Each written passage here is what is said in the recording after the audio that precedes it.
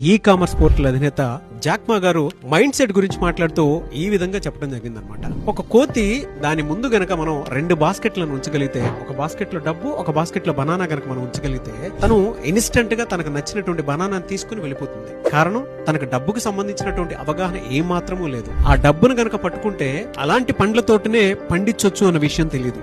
అలాగే మనిషి కూడా మీకు హెల్త్ కావాలా లేదు అనంటే డబ్బు కావాలనంటే ఫస్ట్ డబ్బుకే ప్రాధాన్యం ఇస్తూ ఉంటారు. హెల్త్ కి మాత్రం ఇంపార్టెన్స్ చాలా తక్కువ ఇస్తారు. హెల్త్ బాగుంటే ఆటోమేటిక్ గా మనం డబ్బు వస్తుంది అనేటువంటి విషయాన్ని మర్చిపోతారు. చాలా మంది స్టూడెంట్స్ కూడా కష్టపడి చిన్నప్పటి నుంచి చదివి, బాబు నువ్వు బిజినెస్ చేస్తావా జాబ్ చేస్తావా అంటే ఇన్స్టెంట్ గా డబ్బు వస్తుంది కదా, సో నేను జాబ్ మాత్రమే చేస్తాను అనుకునేటువంటి వాళ్ళు మాత్రమే ఉంటారు. ఆంటర్‌ప్రెన్యూర్‌షిప్ వైపు అంటే బిజినెస్ చేద్దాము అనుకునేటువంటి వాళ్ళు చాలా తక్కువ మంది కనిపిస్తుంటారు మనకి. ఈ మైండ్ సెట్ గురించి మాట్లాడుతూ ఇన్స్టెంట్ గా ఏది దొరికితే అది చేసుకుంటూ వెళ్ళిపోవడానికి చాలా మంది ఉన్నారు. కానీ ఎవరు కూడా ఒక పర్మనెంట్ సొల్యూషన్ కోసం గానీ, ఒక పర్మనెంట్ సక్సెస్ కోసం గానీ ఎవరు పరిగెత్తడానికి రెడీగా లేరు అనేటువంటి విషయాన్ని చెప్పడం జరిగింది అనమాట.